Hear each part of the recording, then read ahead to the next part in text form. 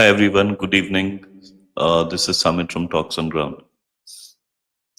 In a few hours from now, America will impose tariffs on a lot of countries and lot of products. जिन लोगों को ये नहीं पता है मैं क्विकली बता देता हूँ कि Donald Trump got elected on January 20th as in sworn in, and within a few days he announced that he's going to impose tariffs on a lot of countries because they've been taking advantage of him. Whatever he means, he will know. And lot of products will be um, put under tariffs of up to 25%, a flat 25%. अब ये बहुत ही difficult time होने वाला है for the world economy because US is one of the largest importers of goods and services around the world. तो सारे countries अपने goods and services America को बेचते हैं and US dollar reserve currency है, मीनिंग कि lot of people have a lot of dollars with them and they then invest it in US treasuries and bonds and so on, and therefore पूरी world economy उसी पे चलती है. तो जब ये टैरिफ लगाया जाएगा तो पूरे वर्ल्ड में एक तरीके से इकोनॉमिक उथल पुथल हो जाएगा. तो टुडे वी विल सी कि ये इंडिया के लिए क्या इम्पैक्ट होगा. मैं छोटा सा एक केस स्टडी ले रहा हूँ जिससे जिससे आपको शायद समझ आ जाए. You have to take it with a pinch of salt because हमें नहीं पता एग्जैक्टली क्या होगा. बट एक बात जरूर है, इससे इंटरनेशनल ट्रेड पे एक नेगेटिव असर तो दिखाई देगा. तो without any ado, let's let me show you what I have.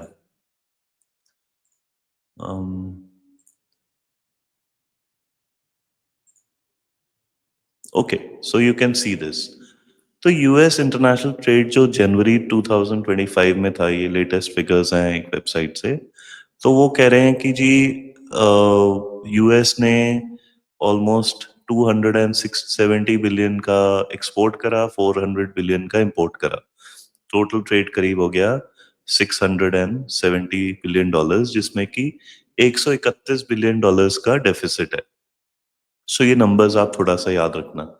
So the key number two remember is 400 billion dollars in a month. तो अब अगर हम देखें कि अगर कोई कंट्री 400 बिलियन डॉलर्स एक महीने में इंपोर्ट कर रही है तो ओवर द होल ईयर वो करीब 5 ट्रिलियन डॉलर्स हो गया. और उसके ऊपर अगर 25% का टैरिफ लगा रहे हैं तो they are expecting to get about $1 trillion, 20-25% of that $5 trillion. US की इकोनॉमी करीब 25 ट्रिलियन डॉलर्स है. तो करीब 4% जीडीपी वो चाह रहे हैं कि हमारी इससे आ जाए. तो मतलब अगर आपकी इनकम है 25 लाख रुपए, आप चाह रहे हो कि 1 लाख रुपए मैं ये लगा के ले लूं. So this is just some base numbers for you to understand. तो अब ये obviously they are not putting it on every item. हम गुड्स की बात करेंगे, मतलब टेंजिबल गुड्स की, जैसे मेटल हो गए, जेम्स हो गए, गोल्ड हो गया, ऑयल हो गया, नॉट सर्विसेज की, आईटी सर्विसेज एंड ऑल. तो वो उतना अभी जो बात हो रही है वो सर्विसेज की नहीं हो रही है, वो गुड्स की हो रही है. तो हम सीधे केस स्टडी पे जाते हैं. ठीक है.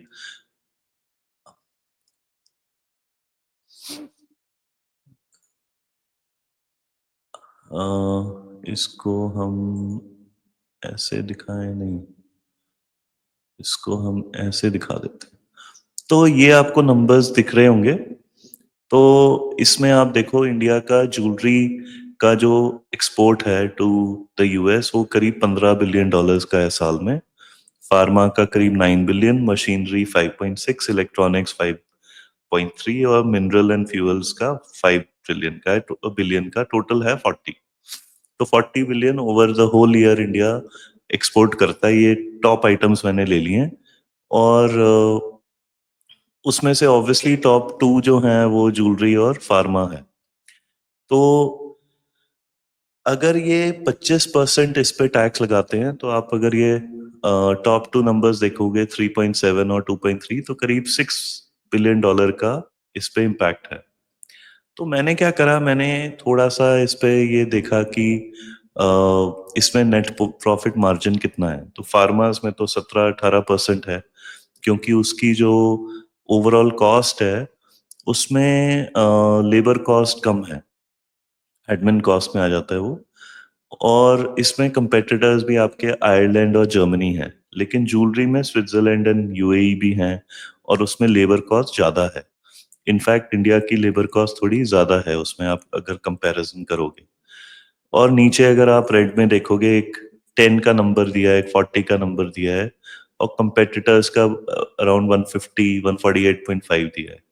तो मैं आपको नंबर्स में नहीं घुमाना चाहता, but I just want to tell you कि इसका इम्पैक्ट क्या होने वाला है। तो इम्पैक्ट ये होगा कि इंडिया के $40 बिलियन एक्सपोर्ट पे मोटा मोटा लगा लो ये इम्पैक्ट है। 14 का 25% होता है $10 बिलियन। तो अगर इंडिया का एक भी एक्सपोर्ट नहीं होता है, बिकॉज ये इतना टैरिफ लगा दिया कि लोग आपकी चीजें ही नहीं खरीद रहे हैं बिल्कुल, तो इंडिया पे इम्पैक्ट है $40 बिलियन का, विच इज 1% ऑफ जीडीपी। लेकिन वो तो नहीं होगा, 10-15% नीचे गिर जाएगा, 20% नीचे गिर जाएगा, तो you are looking at a $5 to $10 billion impact. और मेरे हिसाब से pharma is well entrenched, because उसमें मार्जिन ज्यादा हैं। जेम्स एंड ज्वेलरी में थोड़ा इशू है, और बाकी जो फ्यूल है और बाकी चीजें हैं, मशीनरी, इलेक्ट्रॉनिक्स, उसमें आप उसमें क्योंकि सप्लाई चेन्स बहुत इंटीग्रेटेड हैं, उसमें इफेक्ट सबको इक्वल होगा, लेकिन चाइना उसमें थोड़ा they are well entrenched, because उनके पास सप्लाई चेन्स बहुत हैं, and they have a lot of depth in electronics manufacturing. So the areas I will be concerned about is gems and jewelry and electronics and maybe minerals and fuels, क्योंकि fuel जो petrol है उस पे आप अगर tax लगा दोगे तो it becomes too expensive for the consumer to buy. तो वो इंडिया से रिफाइंड प्रोडक्ट ना लेके कहीं और से ले लेंगे, बट उसमें भी उनके पास ज़्यादा चॉइसेस तो नहीं है। और अगर आप सोचें कि भी मशीनरी देख लो, इलेक्ट्रिकल इक्विपमेंट देखो, तो उसमें भी चाइना डोमिनेट करता है वैल्यू में और कॉस्ट में, और फार्मा में हमारा ठीक है। और ये सब देखने के बाद मुझे एक चीज नहीं समझ आई कि अगर डोनाल्ड ट्रंप ये चाह रहे हैं कि इससे चाइना पे कंट्रोल आए, मेक्सिको पे आए, कनाडा पे आए, जो कि सबसे बड़े exporters हैं to US and across category of goods, तो ये tariffs are not going to work, as for instance in machinery, in electronics, China has so much of comparative advantages कि बड़ा प्रॉब्लम हो जाएगा। अब इससे एक इसका कंक्लूजन ये निकलता है कि whichever sector any country has an advantage, उसकी इंडस्ट्री ब्लूम करेगी। सो इन अदर वर्ड्स, इंडिया के लिए फार्मा में एक बहुत बड़ी अपॉर्चुनिटी है। व्हाई? बिकॉज इंडिया में जो फार्मा इंडस्ट्री है वेल इंट्रेंच्ड है, वेल डिवर्सिफाइड है, मैन्युफैक्चरिंग हमारे यहाँ होती है, हम जेनेरिक्स को बहुत बेचते हैं बाहर, कुछ ब्रांडेड भी हैं, कुछ आउटसोर्स्ड मैन्युफैक्चरिंग है, and so on. And because the margins are pretty high, that will allow us to absorb some of these 25% tariff cost. और उससे क्या होगा कि हम जो हमारे नियरेस्ट कंपेटिटर्स हैं, Ireland and Germany, we can out cut cut them out of the market. तो एक अपॉर्चुनिटी बन गई आपकी फार्मा इंडस्ट्री में। आपको प्रोटेक्ट क्या करना है? अपना electronics, machinery and electrical equipment, जो कि हम ज्यादा नहीं बेचते, लेकिन जो भी बेचते हैं वो भी अंडर थ्रेट है। And mineral and fuels is market dependent, तो I will not go into that. And gems and jewellery के लेबर कॉस्ट इंडिया में कंपैरेटिवली हायर है, तो इसका मतलब हमारे को हो सकता है कुछ जॉब लॉसेस दिख सकते हैं उस सेक्टर्स में, और ऑटोमेशन बढ़ सकता है। तो अगर मैं एक छोटे से केस स्टडी से आपको इंडिया के लिए मैं बता रहा हूँ कि अगर ये 5 ट्रिलियन में से 40 बिलियन ही है, दैट इज 1% भी नहीं है ये total of the total import of US, अगर देखा जाए तो ये तो 1% भी नहीं है, और हम सिर्फ गुड्स की बात कर रहे हैं। ऑफ कोर्स वो 5 ट्रिलियन में गुड्स एंड सर्विसेज हैं, but what this means is कि over a period of time अगर ये टैरिफ रहे, तो it will only entrench China into the sectors where it has an advantage, जैसे मशीनरी, जैसे कि इलेक्ट्रॉनिक गुड्स, जिसमें एग्जैक्टली काउंटर इंट्यूटिव है जो इसका टैरिफ्स का पर्पस है, एटलीस्ट जो स्टेटेड पर्पस है कि भी you are dumping your goods into US और with Mexico, Canada and China.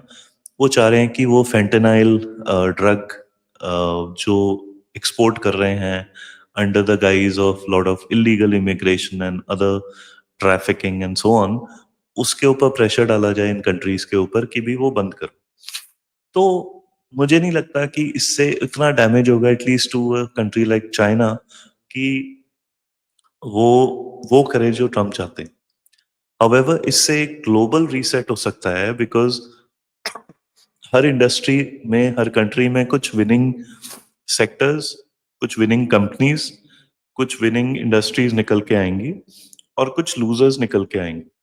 So in other words, what this will do is it'll increase the efficiencies in certain industries, like gems and jewelry को automate करना पड़ेगा, जबकि pharma को अपने profit margins में dip करके अपने प्रोडक्ट को बेचना पड़ेगा, तो उनके स्टॉक प्राइस पे इम्पैक्ट हो सकता है।